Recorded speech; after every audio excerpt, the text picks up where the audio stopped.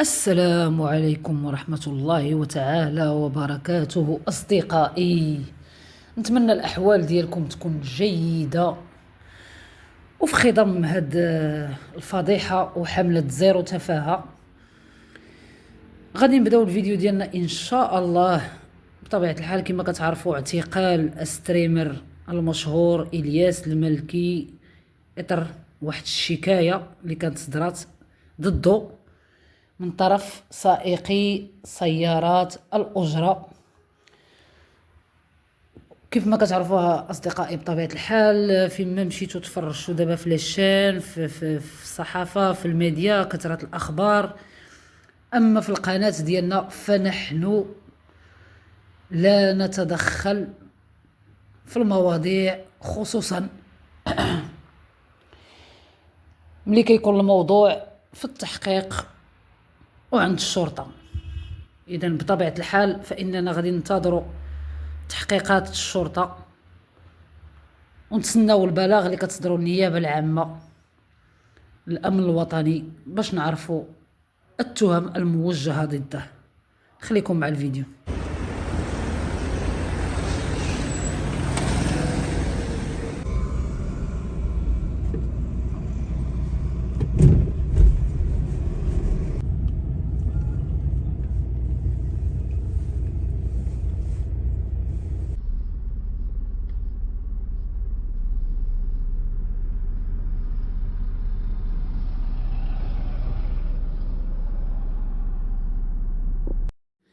أصدقائي، من بعد غادي ندوزو لتحفة والاتهامات الخطيرة اللي كيوجهها الأستاذة سميرة البقالي.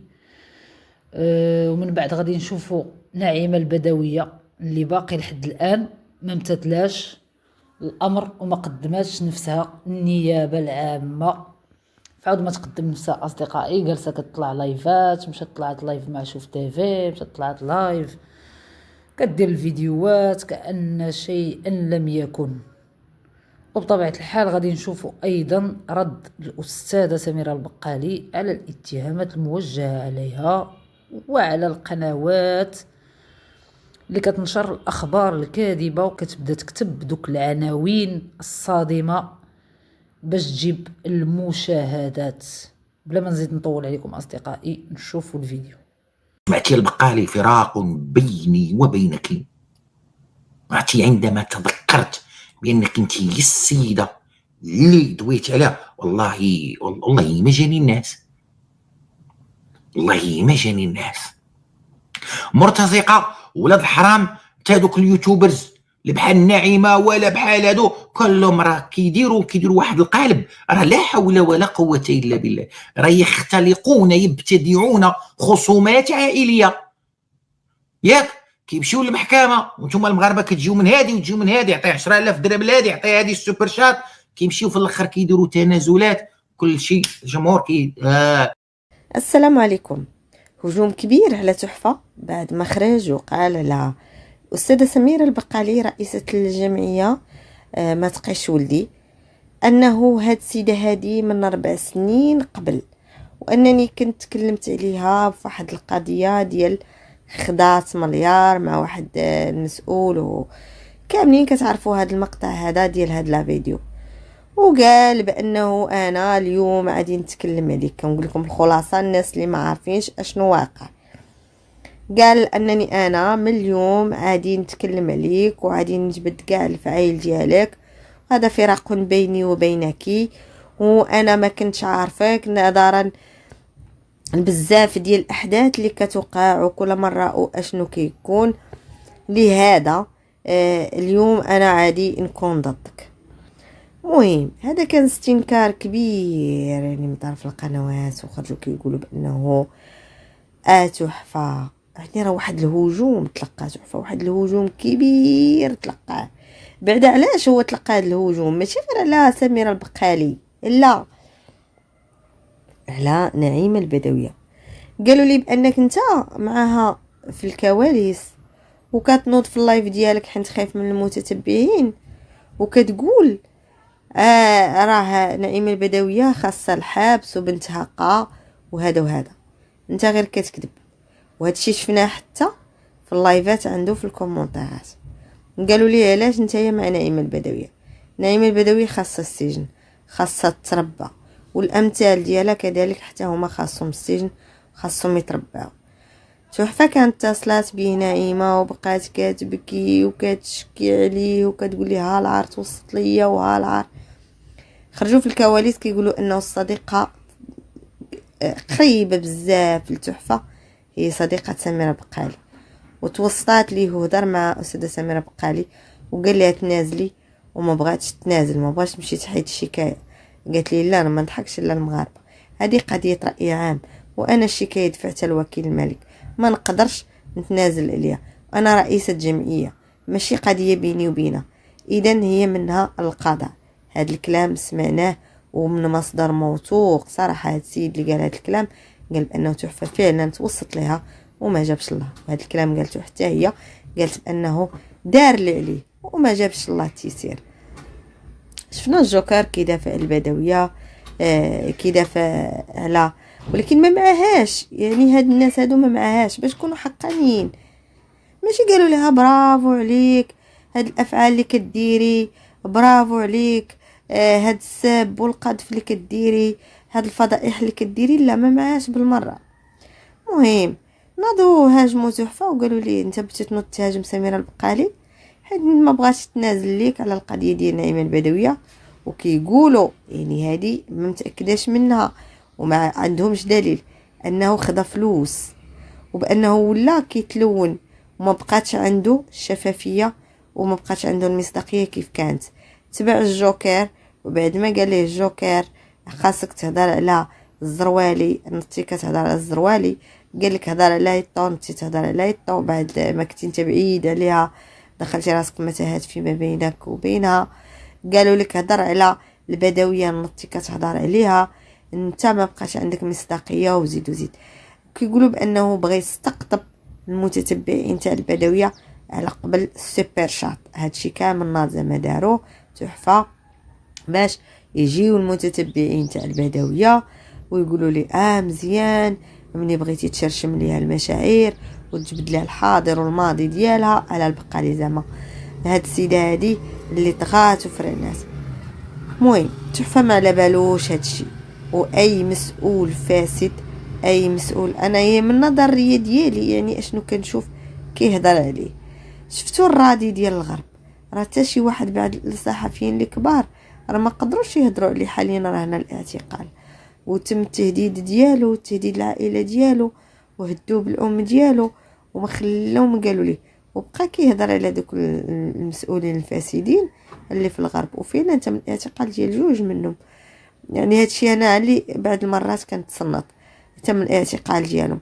يعني هاد السيد هذا باش ناضي يهضر على البقالي راه ما عنده حتى علاقه بالبدويه، ولكن ماشي هذا هو الوقت اللي غنهضروا فيه على البقالي، لانه البقالي هذه وجهه نظري انا، لانه الاستاذ البقالي هادشي اللي كدير دابا والله العظيم لا مزيان، لانه هاد الحمله ديال زيرو تفاهه، هاد الحمله ديال النظافه ديال السوشيال ميديا اللي اليوم وليله امس خارج كلشي كيبكي وكيتخنن، ومن هي شي وحده معريه في اللايفات، ومن شي وحده كدير الدعاره في اللايفات ديال تيك توك، وشي وحده اللي كتنشر الشباب ديالنا اشنو يدير، والفضائح كلهم صابحين كيبكيو، وكلهم اللوبيات التزموا، وكلهم داروا المستاج في يومين، وكلهم بغى يزيدوا القدام.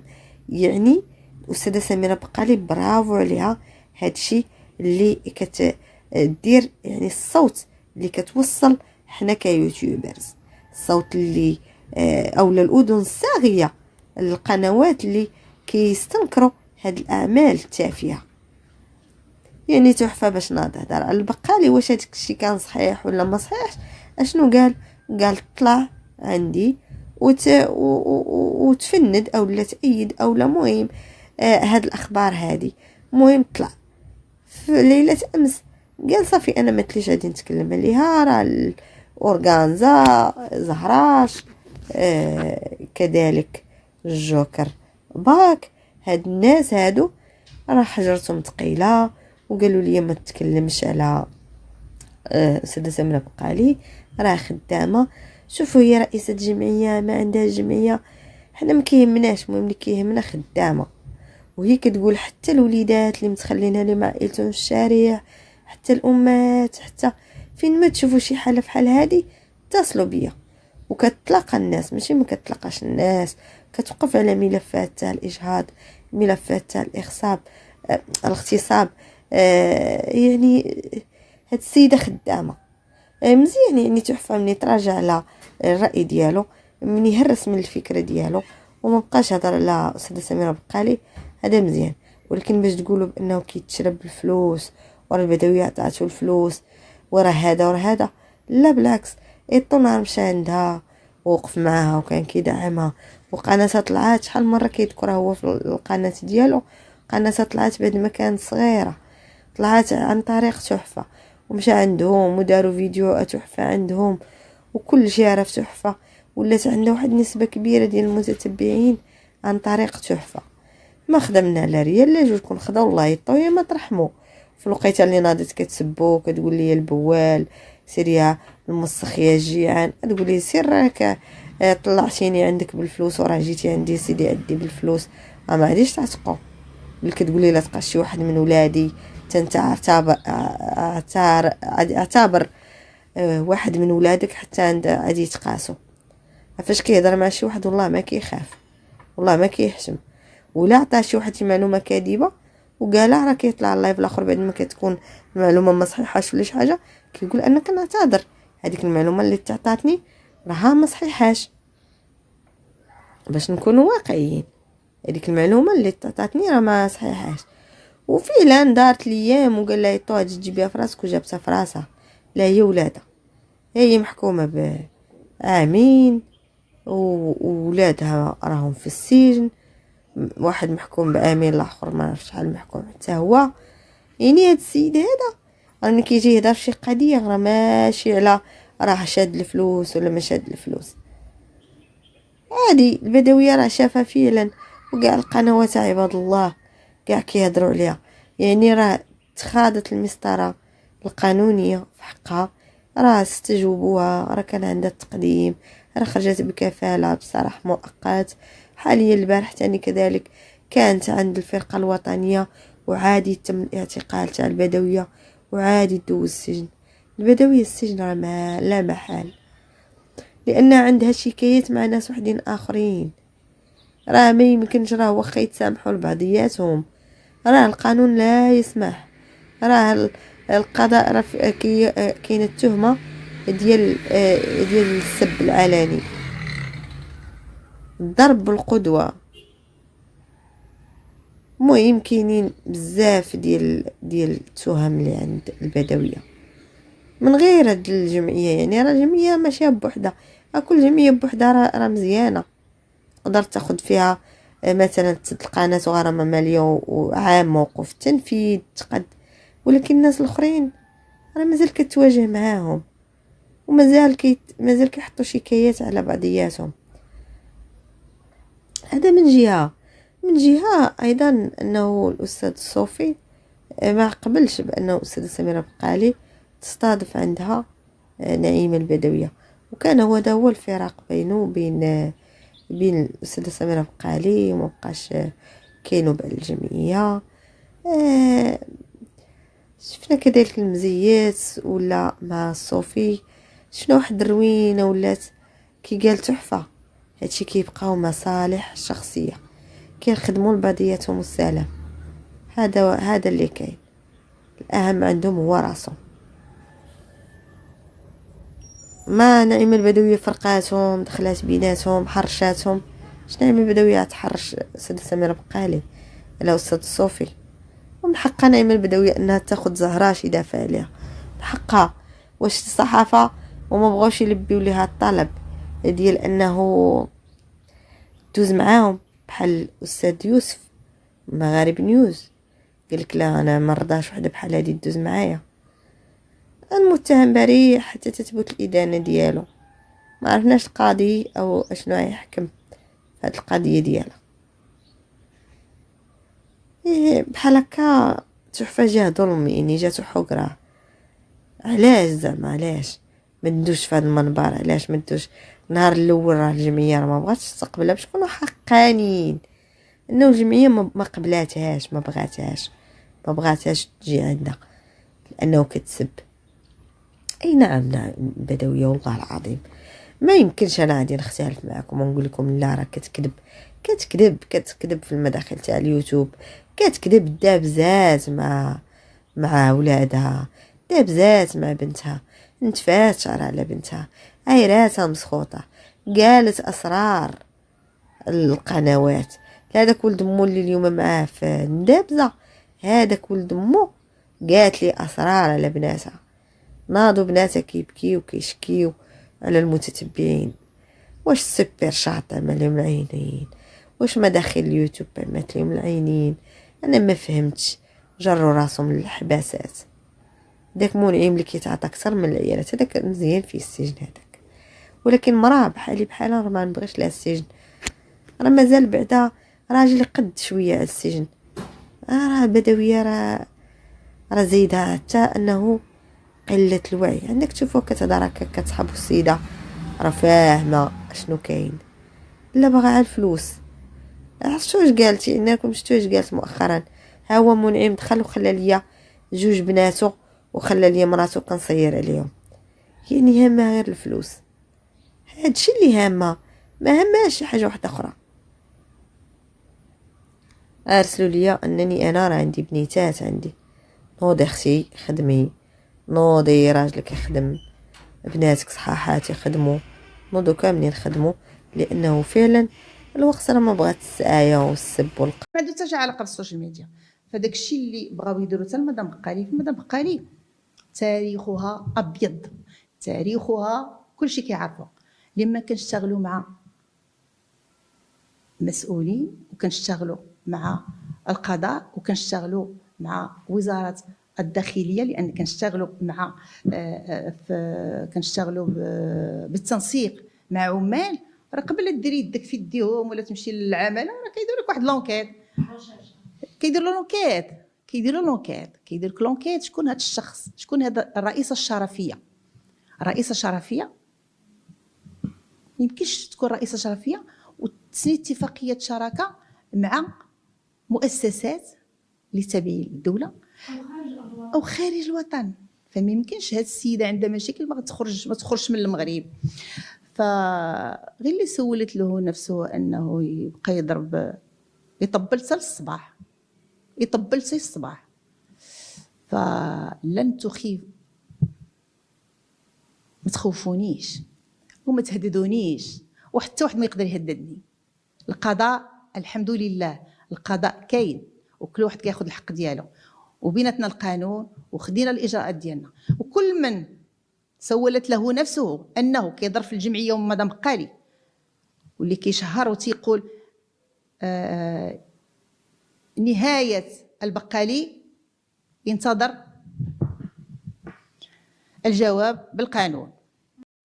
ايوا كما سمعتوا اصدقائي، نتمنى تكون البرقيه واضحه ومفهومه ولكم واسع النظر بطبيعه الحال. غادي ندوزو دابا صديقنا حبيبنا الفقيه الذي لا يفقه شيئا، ونفكروا في ايامات الجاهليه.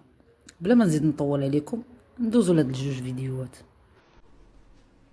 هاد الكلمه من عند خوكم الفقيه، خذوها وديروا بها. شفتي المراه اللي كتحبها وما كتاخذش على قبل السبان والمعيار من عند الناس، عارفك راه ما كتبغيها ما والو. هاد السيده هادي حبيتها، الفقيه حبها من قلبه، سكر محلي محطوط على كريمه. دخلوا دابا اللايف، انا اللايف عاجل غادي نهضروا في الموضوع، كلشي يدخل وغادي نطلع الناس يعطيو الراي ديالهم.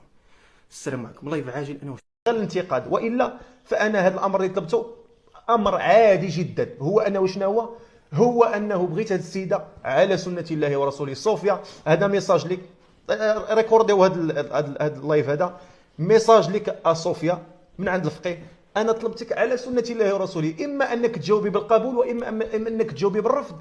هذا الامر لا يفسد في الود قضيه، امر عادي جدا وبسيط. فالله يجزيكم بخير. حاولوا توصلوا هذا الميساج. هذا ميساج من عند الفقيه، اعيد واكرر. صوفيا انا اولا كنشكرك انك مشيتي في الطريق ديال الخير ودرتي الحجاب والتزمتي بالحجاب، فهذا الشيء ينضاف اليك، واسال الله عز وجل ان يثبتك وان يثبتنا جميعا على طريقه المستقيم. ومساله اللي طلبت منك الزواج راه مساله مباحه. السلام عليكم ورحمة الله تعالى وبركاته. السي الفقي، كنت غادي نعس وزعزعتي لي المشاعر ديالي بالطلب ديالك. الصراحة ما نقدرش لأنه أنت ماشي فقيه، أنت كتشوه بالفقيه ونقدرش نتوج بواحد بحالك. الله يثبتنا على هاد الشهادة والله يثبتنا على الدين. السي الفقيه، شوف اللي سترك، اما ترى ما تقدرش تسترني. تنبرهش كون كنتي راجل وشاد طريق الله نقدر نزعم، ولكن انا والديا ما وافقوش عليك وانا يلا خديت الباك. كنفضل نكمل قرايتي وما نسويش بك. اسمح لي، هذا هو الرد ديالي عليك السي الفقيه.